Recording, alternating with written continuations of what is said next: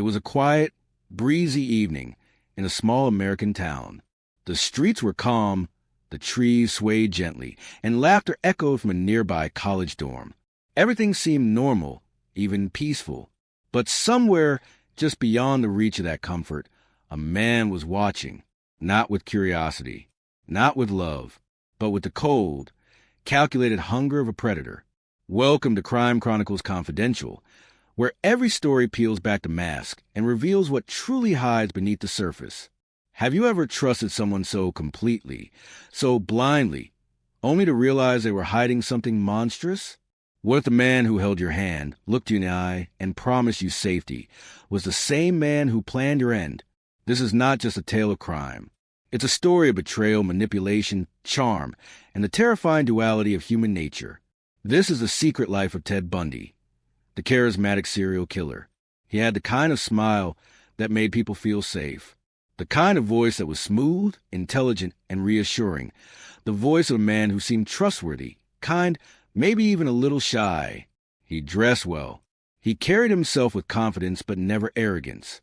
In courtrooms and college campuses, people described him as polite, articulate, even charming. Women found him attractive. Men respected him. He was the kind of person you wouldn't just let into your home. You'd invite him in with pride. But behind that gentle tone, behind that handsome face and disarming grin, there was something else, something darker, something no one saw until it was far too late. His name was Ted Bundy, and inside him lived a predator, silent, calculating, remorseless. He didn't look like a killer. That was his greatest weapon. He didn't need to hide in the shadows. He could walk right into your life, smile at you, help you carry your books, offer you a ride, and you would never suspect that death had just greeted you. There was something in his eyes, not just intelligence, but a coldness, an emptiness so profound it didn't even register as evil at first. Just nothingness. And it was in that void that he planned every move, every lie, every murder. Ted Bundy wasn't just a serial killer. He was a master illusionist, a man who wore normalcy like a costume. And the world, blinded by his charm, never imagined that this soft-spoken law student was silently building a legacy of horror that would stretch across years and states, leaving behind a trail of vanished women and broken families. This is not the story of a monster in the dark. This is the story of a monster in plain sight. The early 1970s were a time of change in America, a time when college campuses were alive with energy, ambition, and dreams. Young women walked to class with books in hand and hope in their eyes. The world felt full of possibility. These college towns, with their tree-lined streets and vibrant dormitories, were places where the future felt safe, secure. But then the disappearances began. It started quietly. A girl didn't show up for class. Maybe she overslept. Maybe she took a spontaneous trip. Then another went missing on her way to the library. And then another vanished from a crowded parking lot in the middle of the day. Each case was treated separately at first, an isolated incident, a personal tragedy. Police issued reports, conducted searches, asked for information, but they found nothing. No witnesses, no evidence, no bodies, just silence. And that silence began to echo. It wasn't long before students began whispering in the hallways. Fear crept through the campus like fog, invisible but chilling. Women started walking in pairs, looking over their shoulders, clutching their keys like weapons. Parents called more often. Professors noticed empty seats in class. Still, no one could connect the dots. No one saw a pattern, because the man responsible didn't fit the mold of predator. He wasn't a shadowy figure lurking in alleys. He was a guy holding the door open, the one who offered to help carry a heavy load. A man in a sling, looking helpless, asking for just a moment of assistance. His traps were simple: a request for help, a smile, a promise of safety. And time after time, kind-hearted young women stepped forward, unaware that they were stepping into the hands of a killer. He hunted in plain sight, choosing victims not because of who they were, but because of where they were, alone, trusting, unprepared for the evil wrapped in good manners and warm eyes. In the heart of America's most trusted places, terror had taken root, and no one, not students, not parents, not police, could see the monster among them. Ted Bundy's first known attack wasn't reckless or rushed. It was methodical, precise, calculated down to the last detail. This was not a man acting on impulse. It was the beginning of something he had imagined, rehearsed, even fantasized about. And when he finally acted, he did so with the calm efficiency of someone who had already committed the crime 1,000 times in his mind. The year was 1974. In the state of Washington, a young woman named Linda and Healy vanished. She was bright, outgoing, and well-loved, a college student who lived in a modest house near campus. One morning, her roommate noticed Linda's room was oddly clean. The bed was made. Clothes were missing. There was blood on the pillow. And Linda was gone. Police were baffled. No signs of forced entry. No struggle. Just eerie, unsettling clues, like someone entered the house quietly, taking their time, and left without waking a single soul. But this wasn't the beginning of Bundy's darkness. It was just the first time it came to light. By the time Linda disappeared, Bundy had already begun testing his boundaries, following women, stalking them, learning their routines. He knew when they'd be alone. He learned what made them feel safe. And then he struck. He would often pose as someone in need, a man with a broken arm, fumbling with books near his car. His good looks and polite manner disarmed any suspicion. His victims saw him not as a threat, but as someone they could help. That was a trap. Once the woman stepped close enough to help, to assist, to show kindness, he would strike. Fast, violent, controlled, and in mere moments, her fate would be sealed. What made his first crimes especially chilling wasn't just the brutality. It was the way he hid behind charm, the way he returned to normal life immediately afterward. He would smile at friends, attend law classes, go on dates, and no one, not even those closest to him, saw any cracks in the mask. Bundy's genius lay in his invisibility. He didn't look like a monster. He looked like the boy next door. And in a world where people trusted appearances, that made him nearly unstoppable. His first crime didn't just succeed. It became the blueprint for everything that followed. A mask of kindness, a request for help, then silence, always silence.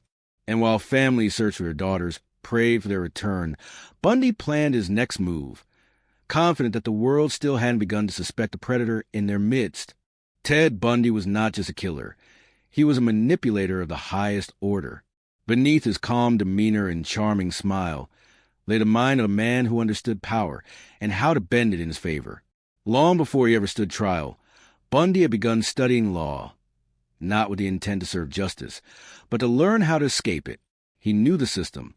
He studied its language, its rules, and most importantly, its weaknesses. And when the time came for him to face the very machine designed to punish him, Bundy didn't cower. He performed.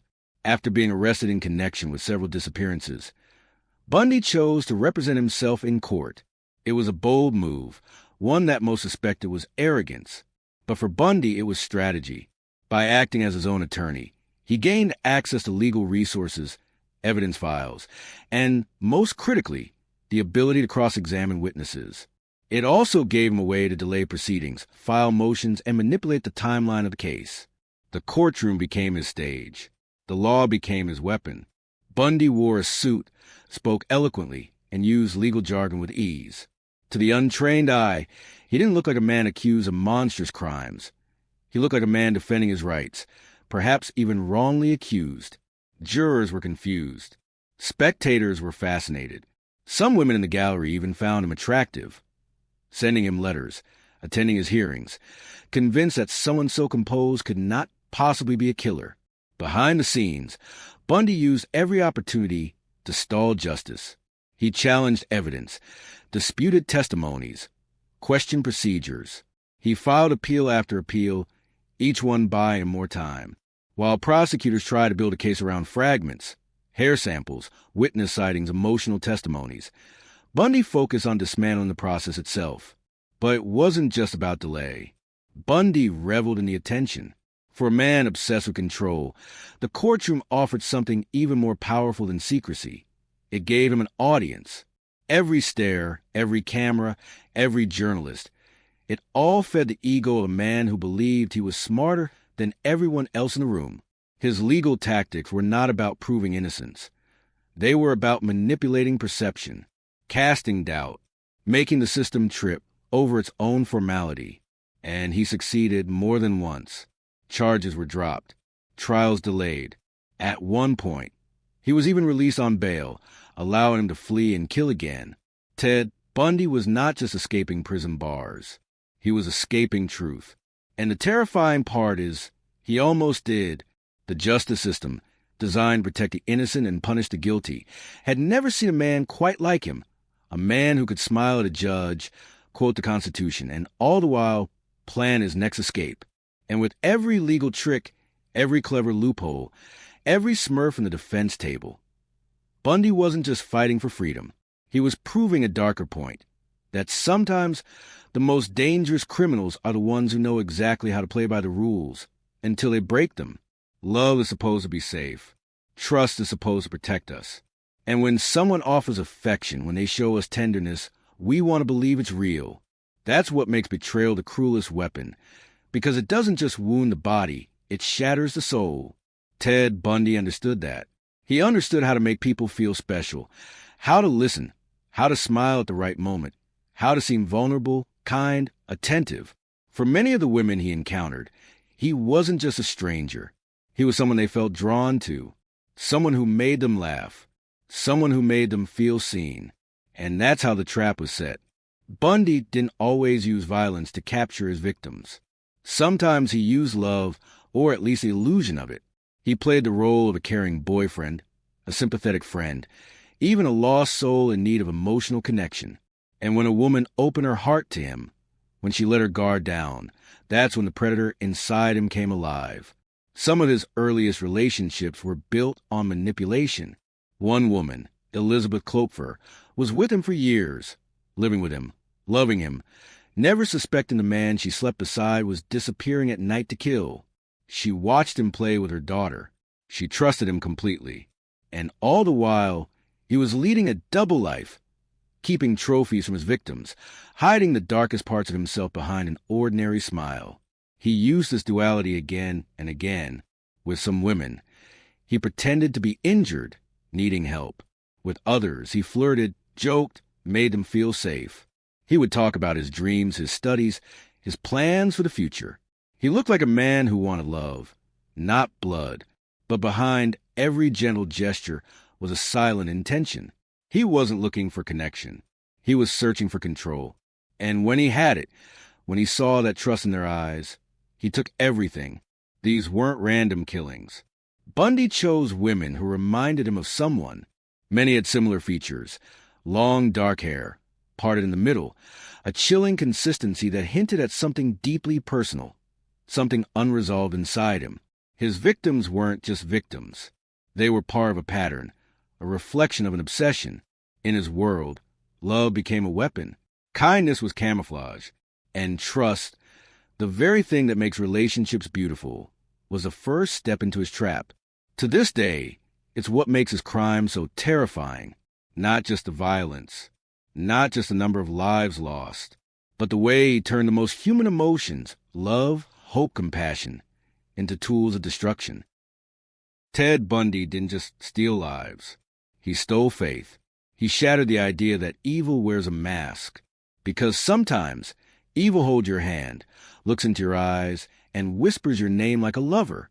From the very beginning, Ted Bundy was not just one step ahead of the police. He was playing an entirely different game. While detectives chased leads, connected cases, and pieced together evidence, Bundy moved like smoke through their fingers, clever, adaptable, and always in control. He knew how the system worked, and more importantly, he knew how people thought. He used that knowledge like a weapon. When suspicion began to circle around him, Bundy didn't panic. He adjusted. He changed his appearance often, growing or shaving facial hair, changing his hairstyle, altering his weight. He switched cars. He changed license plates. He used stolen IDs and fake names with alarming ease. At one point, he introduced himself as Chris Hagen, and later as Kenneth Meisner, tricking officers, hotel clerks, even jail staff.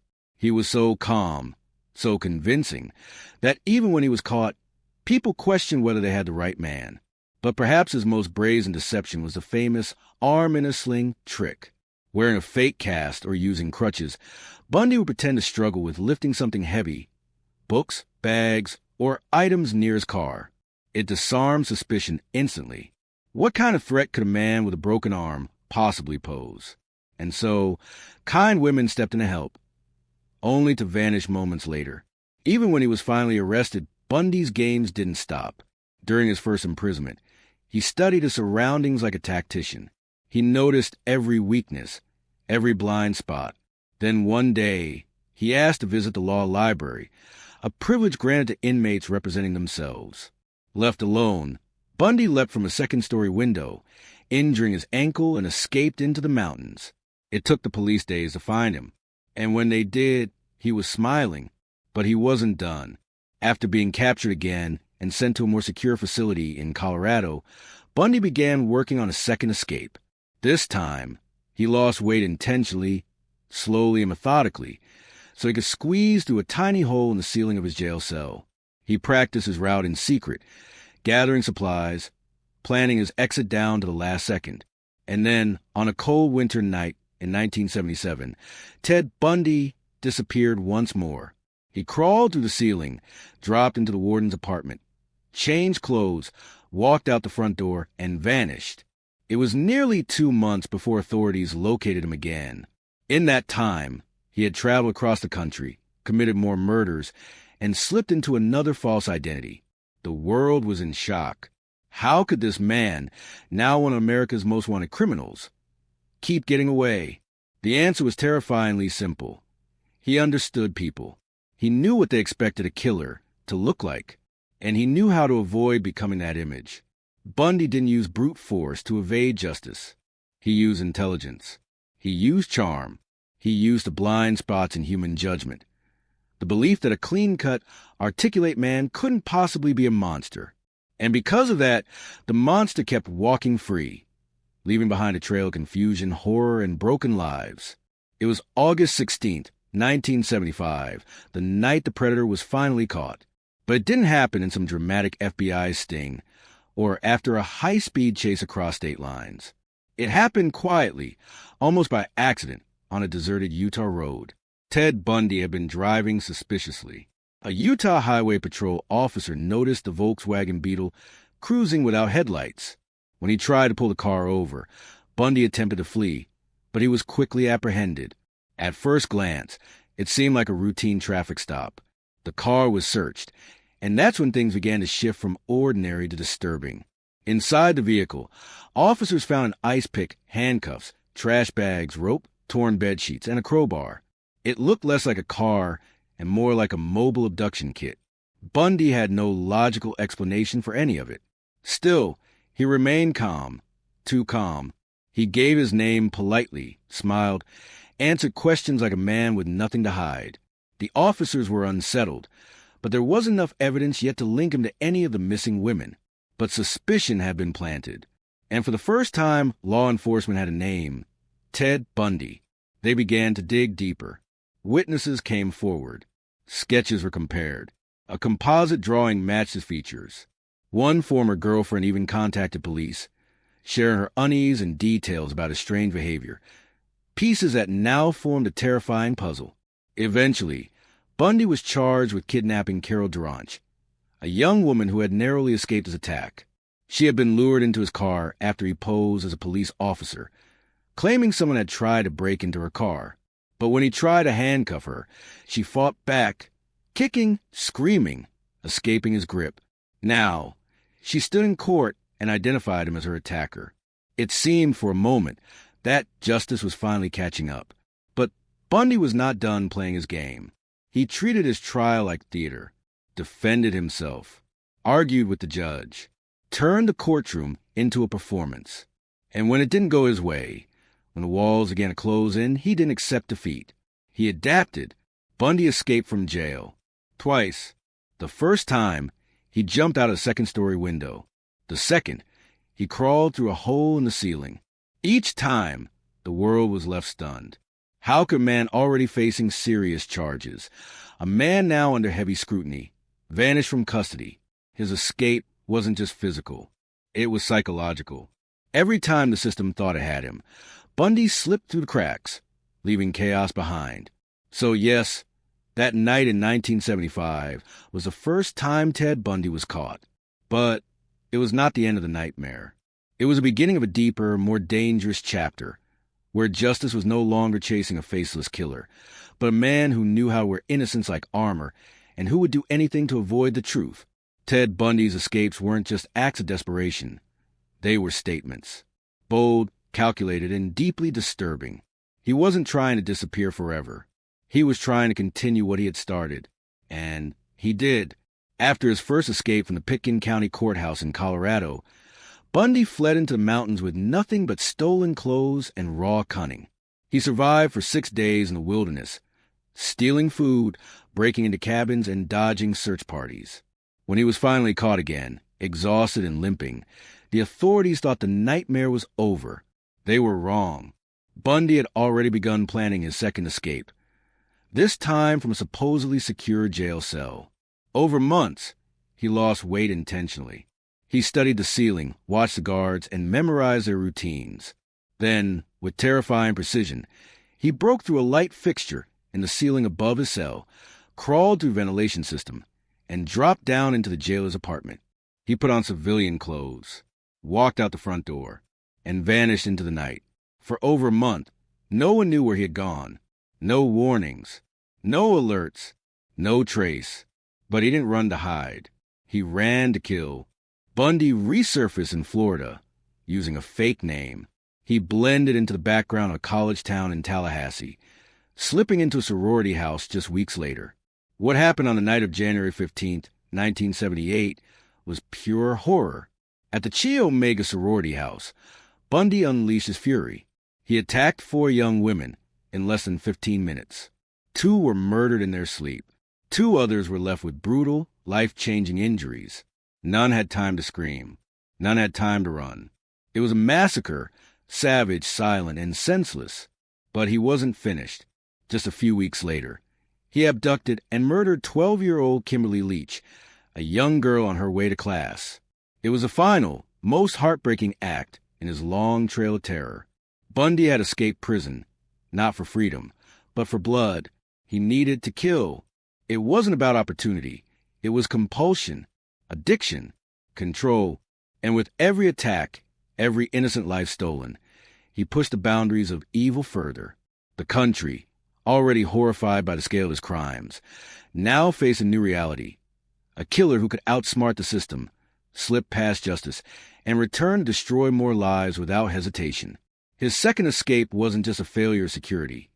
It was a failure of imagination. No one believed a man so calm, so articulate, so educated could be capable of this. No one could grasp the full depth of the darkness inside him. And by the time they did, it was already too late for 3 more victims. It was just past 2:45 a.m. on January 15th, 1978, when the silence of the Chi Omega sorority house at Florida State University was broken, not by screams, but by something far more chilling. Nothing at all. The women inside were asleep. They had no idea that a predator had slipped into their sanctuary. No alarms, no warning, just darkness and death. Ted Bundy had been hiding in plain sight for weeks, living under a false name just blocks away from the campus. He watched, he waited, and when the moment came, he didn't hesitate. He crept into the Chi Omega house through an unlocked back door, carrying with him a log he had picked up from the yard. A crude weapon, but in his hands, it became something devastating. He entered the first bedroom and attacked Margaret Bowman as she slept. He bludgeoned her so violently that her skull fractured instantly. Then he moved to Lisa Levy's room, beating and strangling her, leaving behind injuries so brutal, so personal, that even seasoned investigators were shaken. Bite marks on her body would later become crucial forensic evidence, one of the only solid links to Bundy's guilt. But he wasn't done. In under 15 minutes, Bundy struck 2 more women in the house, Karen Chandler and Kathy Kleiner, both of whom miraculously survived, though with terrible injuries. Bundy vanished before anyone even understood what had happened. The horror that night didn't stop at Chi Omega. Just blocks away, he broke into another home and attacked Cheryl Thomas, a dance student. He fractured her jaw and skull.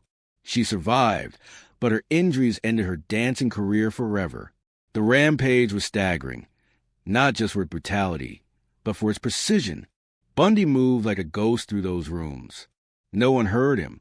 No one stopped him. In mere minutes, he had destroyed multiple lives and disappeared again into the shadows. News of the attack spread like wildfire. The nation watched in disbelief. How had this man, already once arrested, already known to law enforcement, managed to escape, cross the country, and commit one of the most horrifying mass attacks in American history? But the Chi Omega murders marked a turning point. The Florida killings were not like his earlier crimes. They were reckless, loud, angry. Bundy was unraveling. The control he once held so tightly was slipping. His need to kill had grown so urgent that he no longer cared about being caught. He wanted chaos. He wanted blood. And this time, he left behind witnesses, survivors, forensic evidence, bite marks that would match his teeth, a trail he could no longer cover up. Florida had seen his final act of violence, but had also witnessed the beginning of his end. The nightmare was not over, but for the first time, it was closing in. When Ted Bundy finally stood trial for Florida murders, the nation expected to see a broken man, a criminal subdued by guilt, fear, or at least the weight of the charges against him. But what they saw instead was something far more unsettling, a man who seemed completely at ease, even entertained. In the courtroom, Bundy wasn't timid or regretful. He smiled. He joked. He flirted with reporters. He whispered with his legal team like an actor discussing his next scene. His behavior was bizarre, inappropriate, and often disturbing. This wasn't a man facing the death penalty. This was someone performing, and he was enjoying every second of it. He insisted on representing himself. That decision, while legally permitted, gave him far more than control of his defense. It gave him a stage. Bundy didn't want to sit in silence while others described his crimes. He wanted to participate, to control the narrative, to cross-examine witnesses, even the women he had once attacked. It was more than manipulation. It was a performance, and in his eyes, he was the star. He wore sharp suits, smiled at cameras, acted like he was untouchable. When disturbing photos were shown in court, Bundy didn't flinch. Sometimes he leaned forward, intrigued. Sometimes he made light comments under his breath. One moment, he'd be dead serious, questioning a witness like a seasoned lawyer. The next, he'd crack a joke and flash that unnerving, charming smile. Was it madness or something worse? Psychiatrists and observers debated his mental state. Some called him a narcissist. Others saw signs of antisocial personality disorder. But more than anything, Bundy seemed to thrive on power, and in court, power didn't come from fear, but from attention. His bizarre courtroom behavior reached its peak when, during the penalty phase of his trial, he called Carolyn Boone, a woman who had stood by his side throughout the trial, to the witness stand. While questioning her, Bundy proposed to her in front of the jury. Then, right there in the courtroom, with cameras rolling and a judge presiding, she said yes. According to Florida law, because the proposal was made in court and accepted in front of a judge, the marriage was considered legal. It was a surreal moment, one that blurred the line between reality and spectacle. While families of victims sat in horror, Bundy turned a murder trial into a twisted wedding ceremony. But behind the smiles, the charm, the strange theatrics, there was a purpose. Bundy wanted to look like a man in control, a man who couldn't possibly be guilty of the things he was accused of. He believed he could sway the jury, confuse the public, and perhaps escape justice one more time. He was wrong. His arrogance didn't save him. His theatrics didn't fool the jury. And no amount of charm could erase the brutal facts of what he had done. But those moments, the grins, the jokes, the mockery of the legal process, remain etched in history as some of the most chilling examples of how evil doesn't always hide in shadows. Sometimes it smiles at you from across a courtroom and dares you to look away. Carolyn Boone wasn't just another face in the courtroom. She was a constant presence, sitting just feet away from the man the world now recognized as a serial killer. While others recoiled in horror at Ted Bundy's crimes, She leaned in. She smiled when he spoke. She believed in his innocence, or at least convinced herself she did. Boone met Bundy years earlier, when they both worked at the Washington State Department of Emergency Services. At the time, Bundy was already suspected in a string of disappearances, though no one truly knew the depth of his darkness. He was charming, witty, intelligent, and Boone, recently divorced and raising a son, found herself drawn to him. What started as casual friendship turned into flirtation, and eventually something deeper, or at least something more complicated. By the time Bundy was on trial for the Chi Omega murders in Florida, Boone had moved across the country to support him. She became his most vocal defender, telling reporters she believed in his goodness, insisting the charges were false, and standing by his side while the rest of the world watched in disbelief. Many asked how a woman could fall in love with a man accused of such brutal crimes. But for Carol and Boone, the answer seemed rooted in denial, fantasy, and a belief that the man she knew couldn't possibly be capable of what they were saying. Bundy, always a master manipulator, knew exactly how to feed that belief. He spoke to her tenderly. He painted himself as the misunderstood victim of a flawed system. In her, he found more than loyalty. He found an opportunity. During the trial, Boone served as a character witness for Bundy. But in a bizarre and chilling moment, Bundy, acting as his own attorney, used the opportunity proposed to her while she was on the witness stand. "Will you marry me?" he asked in front of the judge, the jury, and a stunned courtroom. Boone said yes, according to Florida law. Because the proposal happened in open court, under oath and in the presence of the judge, it constituted a legal marriage. Right there, in the middle of one of the most infamous murder trials in American history, a wedding took place between a woman in love and a man on trial for his life. It was a twisted spectacle. Newspapers ran the headline, "Killer Marries in Court." Some saw it as another one of Bundy's manipulations, a move designed to sway public opinion, to show he was still a human being capable of love. Others saw it as Carol Boone's tragic descent into delusion. Their relationship didn't end there. While Bundy was on death row, Boone visited him regularly. Incredibly, she became pregnant. And in 1982, she gave birth to a daughter she claimed was Bundy's. Rumors swirled about how the conception happened, with some speculating that prison guards turned a blind eye, allowing private moments between the couple. For years, Boone remained loyal. She defended him publicly, raised their child, and insisted on his innocence. But even her loyalty had limits. As Bundy's final execution date approached, something changed. Perhaps it was doubt. Perhaps it was exhaustion. Perhaps it was a dawning realization that she had been used, just like so many others. Boone stopped visiting. She cut off contact. She moved away and disappeared from the public eye, leaving behind only silence and questions. Was it love? Was it manipulation? Was it denial so deep it became its own form of tragedy? Whatever it was, the relationship between Ted Bundy and Carol and Boone remains one of the most disturbing chapters in an already incomprehensible story, a haunting reminder that even monsters can wear the face of a lover, and some people, blinded by belief, will choose to see only what they want to see. The trial of Ted Bundy was a spectacle, a dark, surreal collision of justice and theater.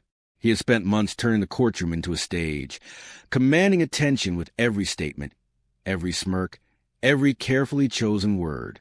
But when the final verdict came, there was no more room for charm, no more room for games, only truth and judgment. On July 24th, 1979, the jury found Ted Bundy guilty of the brutal murders at the Chi Omega sorority house, as well as the attempted murders of other survivors. The evidence was overwhelming. Witness testimony, forensic bite mark analysis, the horrifying details of his crimes. There was no longer any reasonable doubt, only horror. Then came the sentencing. Judge Edward Cowart, a seasoned man who had presided over countless trials, now faced the responsibility of sentencing one of the most notorious killers in American history. And yet, when the moment arrived, what he said caught the world by surprise. In front of the silent courtroom, Cowart looked directly at Bundy, the man who had murdered in cold blood, escaped justice twice, and mocked the system every step of the way, and said, almost with sadness, "It is ordered that you be put to death by a current of electricity. I want you to know that I bear you no animosity. It's a tragedy for this court to see such a total waste of humanity. You're a bright young man. You'd have made a good lawyer. I would have loved to have you practice law in front of me. But you went another way, partner. The words stunned the courtroom. They were not filled with rage. They weren't cold or vengeful. They were filled with something stranger, regret. Judge Cowart saw in Bundy what so many had seen before: intelligence, potential, charisma, and he grieved the fact that all of it had been twisted into something monstrous. It was, as he said, a total waste of humanity. But the sentence was firm. Bundy had been given every opportunity to speak, to defend himself, to manipulate the system he claimed to understand so well. And in the end, it was the law, the very thing he tried to use as a shield, that sealed his fate. He was sentenced to death in the electric chair. For a man who had spent years evading justice, who had built his identity around control, the verdict was the beginning of the end. No more spotlight, no more performance, just a long, silent walk toward a punishment he could no longer escape. Ted Bundy had finally been judged, not just by the law, but by the very society he had fooled for so long. In the years that followed a conviction, Ted Bundy sat on death row at Florida State Prison, isolated, watched, and no longer in control. For a man who had built his identity on charm, manipulation, and movement, the stillness of a prison cell was a slow unraveling of the persona he had so carefully constructed. Public opinion had shifted. The man once defended by admirers and enablers was now firmly understood for what he truly was: a predator without mercy. But even as his execution date drew closer, Bundy refused to show remorse. He filed appeals, gave interviews, and continued to portray himself as misunderstood, wronged by the justice system, victimized by faulty evidence and media bias. He never apologized to the families. He never admitted to the full scope of his crimes. Not then, but as the clock ticked down to his final hours, something in Bundy began to change, or at least appeared to. Facing the inevitability of his execution, the man who had denied everything for years finally began to speak carefully, strategically. He confessed to over 30 murders, although authorities believed the real number could be much higher. He did not offer these confessions as an act of repentance. Instead, he seemed to use them as bargaining chips, giving investigators just enough information to delay the inevitable.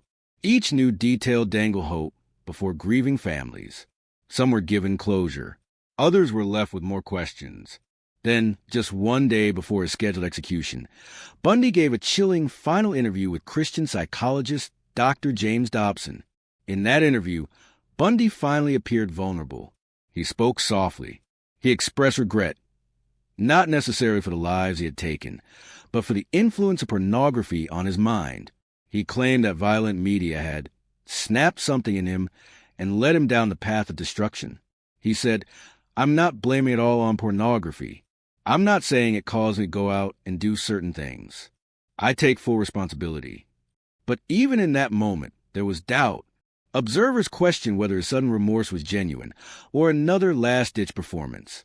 Some saw a man finally coming to terms with his sins. Others saw the same manipulator, twisting emotion to gain sympathy, perhaps hoping for a miracle reprieve. He spoke of God, of redemption, of spiritual awakening, but he never mentioned the names of his victims, never described what he had done with the kind of raw, unfiltered truth that true repentance demands. His words felt rehearsed, designed for impact, not atonement. On the morning of January 24th, 1989, Ted Bundy was led from his cell to the electric chair. He showed no visible fear. Witnesses said he looked pale, but calm. When asked for final words, he spoke quietly. "Jim and Fred, I'd like you to give my love to my family and friends." There was no apology, no mention of the pain he caused, no acknowledgement of the young women whose lives he had stolen or the families he had destroyed. At 7:16 a.m., the switch was thrown. A current surged through his body, and moments later, he was pronounced dead. Outside the prison, a crowd had gathered, some chanting, some weeping, many holding signs that read, "Burn, Bundy, burn." For them, justice had finally arrived. But for those who had suffered, who had waited years for answers, the question remained. Was he ever truly sorry? Or were his final moments just one last manipulation? Another act from a man who had made a career out of pretending? We may never know the truth, because the only person who could answer that question, the man behind the mask, took it with him to the grave. In the final hours of his life, with the shadow of the electric chair looming over him, Ted Bundy made one last calculated move. A carefully orchestrated interview with Dr. James Dobson, a prominent Christian psychologist and founder focused on the family. It wasn't just a confession.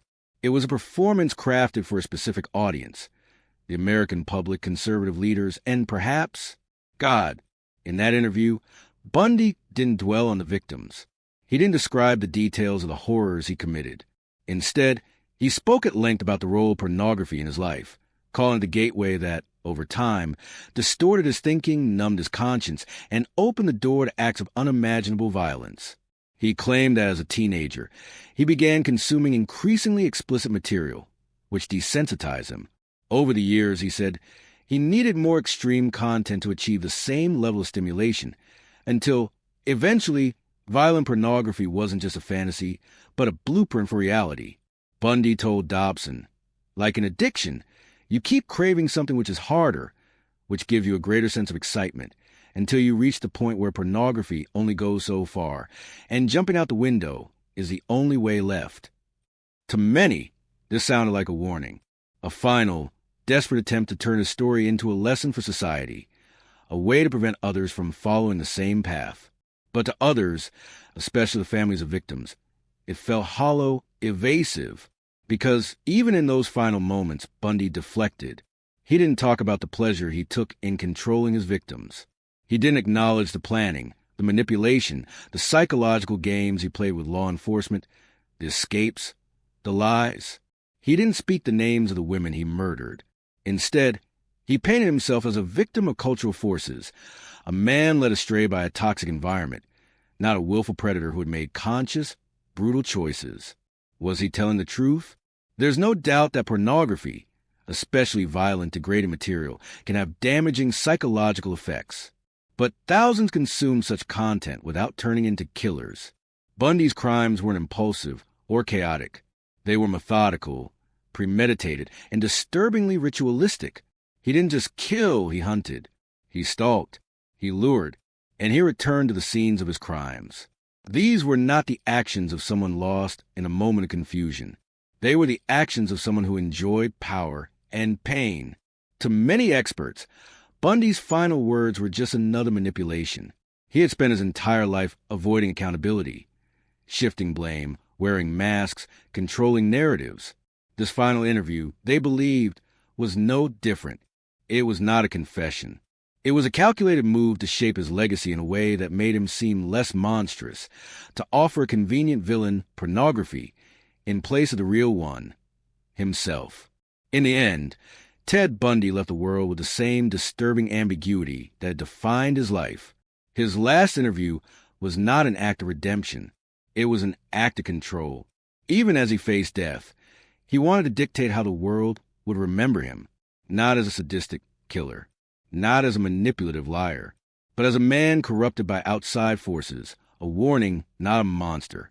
But history sees through charm eventually, and what remains now is not his final excuse, but the echo of his victims' voices and the horror he tried, until his last breath, to hide behind a smile. On the morning of January 24th, 1989, as the sun rose over Florida State Prison, hundreds of people gathered outside the gates. Some carried signs. Others chanted. Many held radios close, waiting for the official word. And when the announcement finally came that Ted Bundy had been executed at 7:16 a.m., a roar of celebration erupted. Cheers filled the air.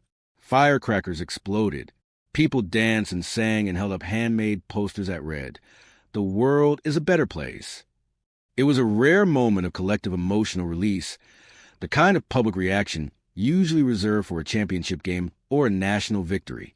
But this celebration wasn't about joy. It was about relief. It was about closure.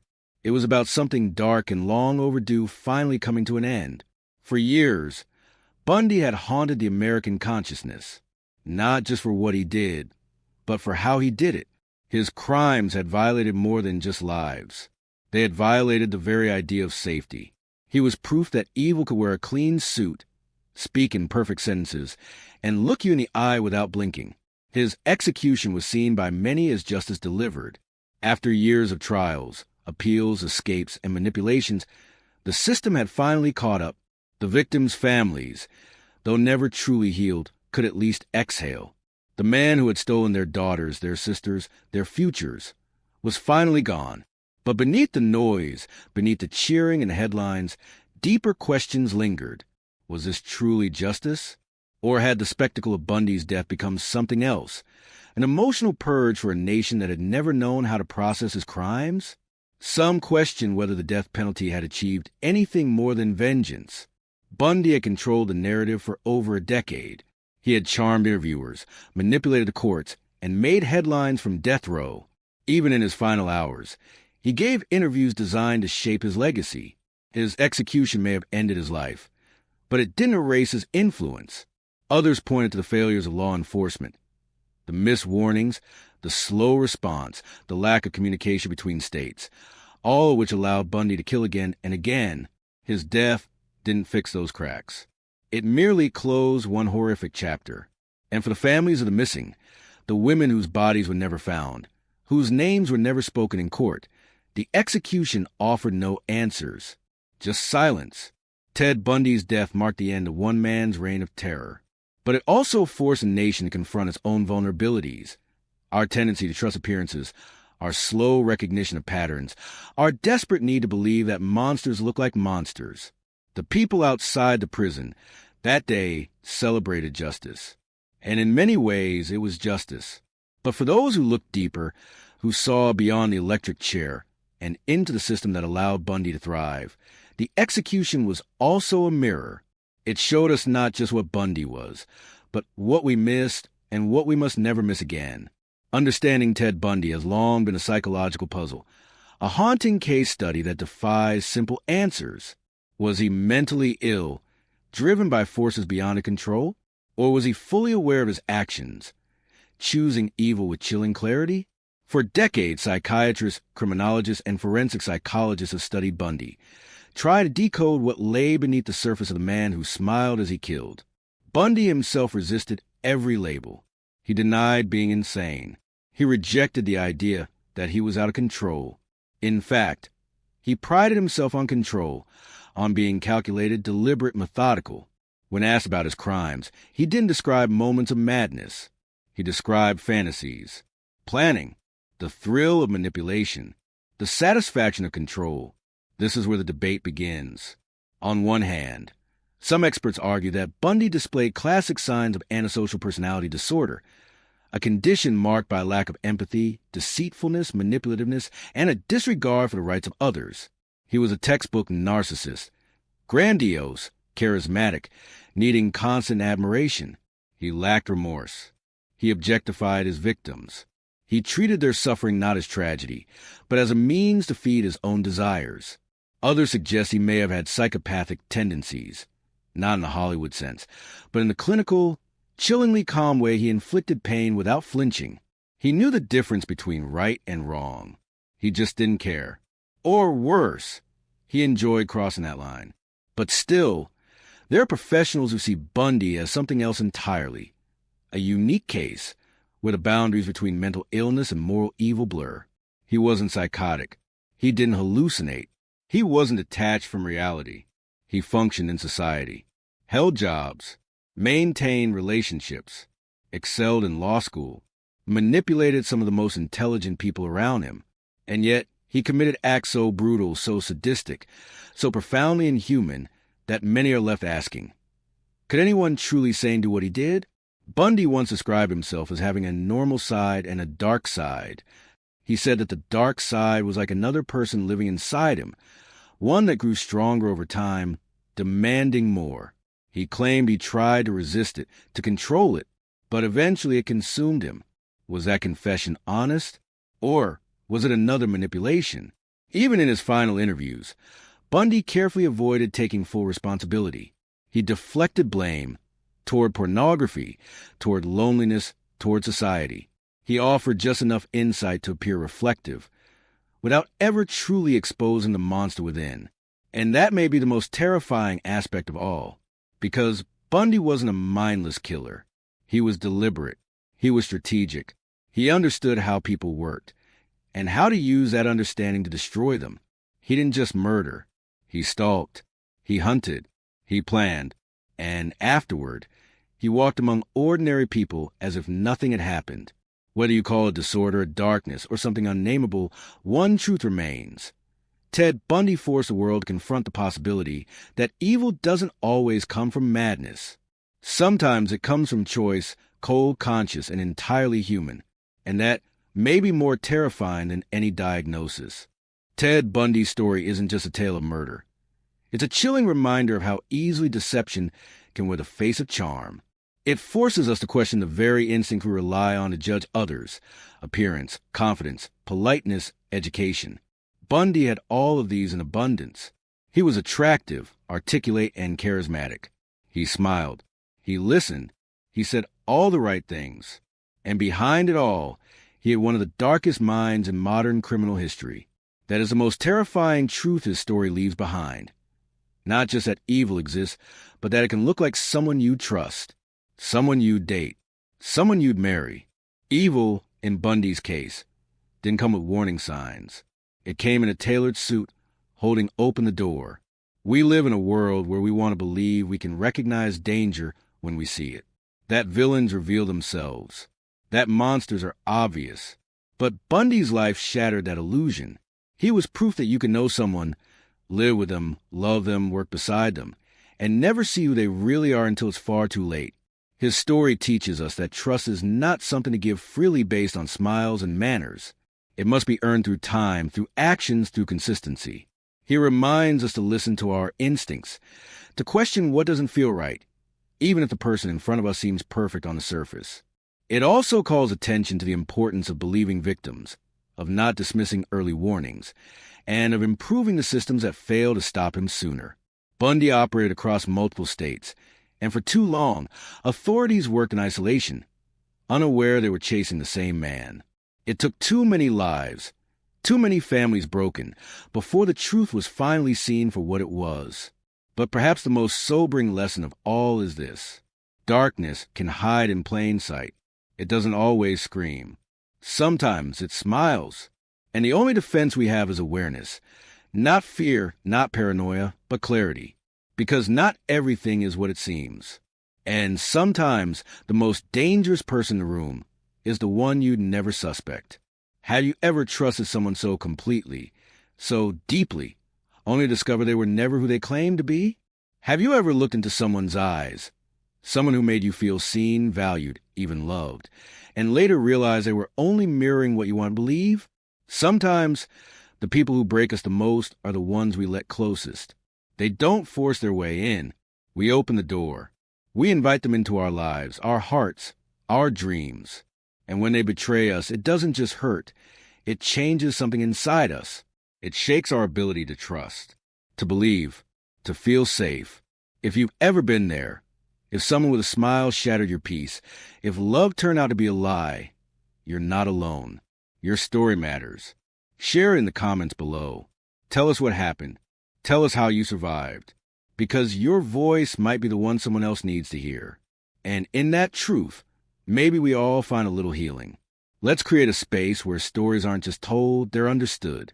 If this story gripped you, if it made you question what's real and what's hidden behind the mask, then you belong with us. Subscribe to Crime Chronicles Confidential, where every case pulls back the curtain on deception, darkness, and the secrets people hide in plain sight. From chilling true crime to the minds that manipulate, we bring you stories that aren't just told, they're uncovered. And now we want to hear from you. What mystery should we explore next? Is there a case that's haunted you? A story you think the world needs to hear? Drop your suggestions in the comments. Your idea might become our next deep dive into the unknown. Because together, we don't just watch the story. We reveal what lies beneath it.